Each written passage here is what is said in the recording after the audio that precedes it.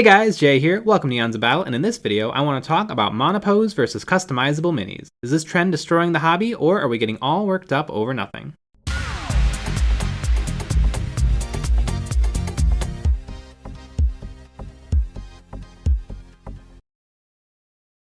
This video was made possible in part thanks to viewers like you.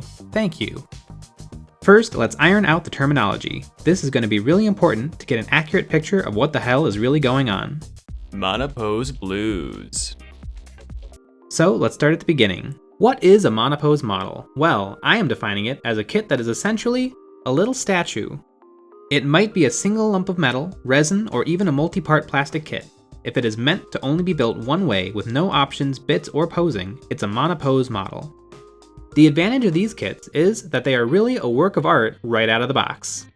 Most models out there fall into this category. With no worry about weapon options or swappable arms, the artists are free to get creative and go all out with their designs. These models can have incredibly dynamic poses, awesome characterization, and they can be interacting with their fictional environments. We see this form of mini most often because the companies and people who make them can be assured that their model will draw attention regardless of the talent and skill of the end user. Modular Madness. So what is a multi-pose kit? This is probably the most hotly debated term in this discussion of monopose versus multipose. Really, it should be called a modular kit. Models in this category are something like disassembled action figures. Typically a collection of legs, torsos, arms, and heads that can be assembled in any way the owner wants. These kits lack the artful posing of monopose and instead leave that in the capable hands of the wargamer. These models rarely require instructions, and this hands-off approach has been a big part of the draw for Games Workshop games for years. The Hybrid. An affront to God, or blessing in disguise. And finally, the crux of this video, the modern hybrids. These kits ride the line between mono and modular. Games Workshop is pivoting to this style for their new non-character kits, where the legs and torsos are paired for a more dynamic pose, but the arms, weapons, heads, and decorations are still modular. These kits are less customizable and have a heavy emphasis on following along with the instructions, as some options may not fit every model, or even other models in the same box. Is this the death of creativity, or the best of both worlds? Well, like most of the finer things in life, it's a little complicated. The dark side clouds everything. Well, another disappointing monopose model from Games Workshop. Not impressed. Games Workshop is hell-bent on ending creativity. No more monopose models. Why does Games Workshop think we'll buy this monopose crap? Do they think we are sheep? Games Workshop has been systematically getting rid of customizability in the hobby. They have been replacing the classic modular kits that drew us all into the hobby to begin with, and substituting them with watered-down monopose garbage that stifles the fan's imagination and is a poorly veiled attack on third-party bits. Games Workshop has moved from passion-focused to profit-focused, and it's a shame. Now, instead of every wargamer having a truly unique army, everyone will have a carbon copy warband. The same Necrons, the same Primaris Space Marines, the same Sisters of Battle. This sentiment may sound convincing, but is it actually true? This mantra is thrown around a lot, sometimes very loudly, and occasionally I get these feelings too. But when I trace them back to the source, I find they don't have a solid foundation. The story so far. I think the idea that Games Workshop is moving in a monopose direction is largely because their biggest and most highly advertised releases are all monopose. Games Workshop has been slinging plastic faster than ever before, and they have a system for generating this hype. Releasing huge boxes full of monopose models that get people excited by the idea of getting all the new stuff and a lot of it. Boxes like Deathwatch Overkill, Sisters of Battle Army Set, Indomitus, Shadow Spear, Dark Imperium, Dark Vengeance, or Assault on Black Reach. These boxes are hype builders, and we love to buy them, because if wargamers enjoy anything, it's new shiny stuff and getting a deal. These boxes come out ahead of more typical weekly releases, or at changes in edition, and come with tons of models, and the only trade-off being that they are monopose models. These box sets are a lot like early access. You get the product early and for a discounted price, but it's not the full experience. You have to wait for that. Big old but, Games Workshop does not help matters by also releasing, seemingly at random, big boxes that are just combinations of modular kits that are already available, with usually 1 or 2 new kits sprinkled in, like Tooth and Claw, Prophecy of the Wolf, Speed Freaks, or Forgebane. Not to mention Start Collectings or the big Christmas time bundles. These are different products from those early access boxes, but aren't really advertised as such. And things like easy to build and snap fit models, although always replaced by modular kits later down the line, further muddies the water. Let's take off the rose-colored glasses. So, if everyone loves modular kits, why would Games Workshop change? Well, it might seem like you had more customizability when everything was separate. The air was greener, the grass was bluer, but it was something of a false selection.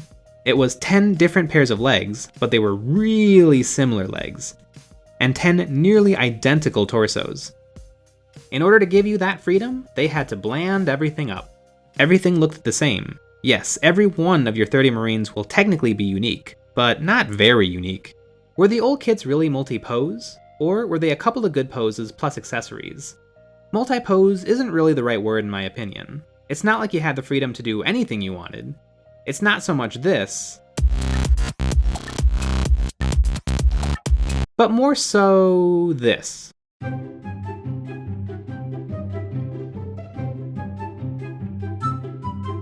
These were not poses so much as combinations. It makes it easy to rearrange parts, but people I think overestimate the choices they had. It all depends on what you want out of an army and a model range. 5 to 10 unique poses can be enough to get you 20 or 30 of that unit in your army. Yes, sitting together, you might see a little of the similar posing, but it's hardly noticeable. I went through my 30 classic tactical marines to see if they were truly all as unique as I remembered, and really, I found just as much similarity as with my new intercessor space marines. And the truly monopose models, characters like John Czar or Abaddon, they only go together one way, but you only want one in your army anyways. What's the deal with hybrid kits? So what do these hybrid kits have over modular kits? They go together easier, they are more detailed, and well, they look better. I know that sounds really subjective, but let me try and show you why I feel this way. The thing that really gets me into the world of 40k is the artwork. I collect codexes of all armies, even ones I don't play, just to get a glimpse of the awesome artwork. The way 40k units are depicted in art versus models has been frighteningly different for most of 40k's illustrious history. Let's look at Space Marines. My army, the Black Templar, the best Space Marine chapter. The models do not look like the art. The artwork and lore are totally on the same page, the models were not. I own over 50 Marines, and I don't really think that they look all that good. For my entire gaming career, I have always built them up in my mind, automatically correcting for the shortcomings of the models. But in this new age, I don't have to do that. The models match the art. Primaris Space Marines look like the art. There is a reason why Space Marines always look different in video games and art depictions. It's because until now, that level of detail wasn't possible in the model kits. And I think the reason why the models on the table look like the art is because the skill of the designers, artists, and engineers has improved. Hybrid kits are great. Get over it. It's a trade-off, a compromise, and I know compromise is never the most satisfying solution, but in terms of innovation, it's pretty much the only way. Many new kits like Skitari or Neophyte hybrids are technically not as posable as the old kits, but they still offer plenty of options. The arms fit on any of the bodies, and heads and decorations can be swapped. So, is this a situation where Games Workshop is taking away choice? Or is it better engineering for more dynamic, sexier looking kits? Yes, modern kits are meant to go together one way. The legs are paired to the torsos, and a pair of arms are key to the weapon they hold. But what are we really losing? The little ball and socket torso, an orc angled a little left and his buddy a little right? Can you make a classic Marine hunker down, pulling his body together while he surveys his target? Can you make a Marine advancing, weapons drawn? Can you make a Space Marine aim down his sights? Because you can with Primaris. Conversion in Kitbash? Is it dead? Hardcore or even medium core converters and kitbashers will always find ways to convert their models. Hell, they will take their metal models to a bandsaw to get that perfect, unique pose. With an idea, a sharp hobby knife, and a little green stuff, seasoned hobbyists have always found ways of making their models unique, and undoubtedly always will. Who needs bland modular kits when tools like green stuff, hobby saws, and an infinite supply of tutorials are at everyone's fingertips? And if we want more people in the hobby, beginners have to fall in love with their minis, and having them look amazing every time is only a good thing to my eyes. So are Games Workshop the bad guys? If I put myself in Games Workshop's shoes, they are a company hell-bent on making a profit. We know that by looking at their prices. Ouch. But they also want to make the best goddamn models around. I mean, look at the entire Age of Sigmar range. I think Games Workshop has discovered a wonderful balance between dynamic, artistic monopose and modular part plastic kits. And this has been the direction for forever and a day. If you look at the art, it's always shown models in an artistic, dynamic manner. I think this is where we have always been headed. Were the so-called good old days really a better representation of warfare in the 41st millennium? Was this really better representing Space Marines than this? Maybe instead of worrying about how different things have gotten in the last 5 years, we should be excited for how amazing everything is going to look 5 years from today. Super dramatic conclusion. Primaris, you will give the races of 40k an ideal to strive towards. They will race behind you. You may stumble, you may fall, but in time, they will join you in the sun, Primaris. In time, you will help them accomplish wonders. My golden age of 40k was 6th edition. It was the tail end of high school, and my friends and I would play 40k on the weekends. Our models were unpainted, we were getting all the rules wrong, but goddamn, we were living. For me, that time will always hold a special place in my cold, dead heart. And because of that, 6th edition will always feel like true 40k to me. But for lots of people, 9th edition is their golden age, and I would hate to rain on that parade. It can be really hard to let go of the past and embrace the future. It can feel like any change is a slap in the face, a disregard for what came before. But really, when we take a step back, we see that it's a ladder and we are moving up. The new Howling Banshees look incredible.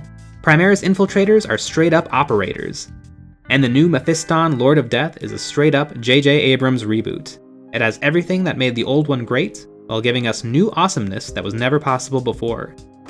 And looking at the art, the thing that has always fueled our creativity, this has always been the way it was meant to be.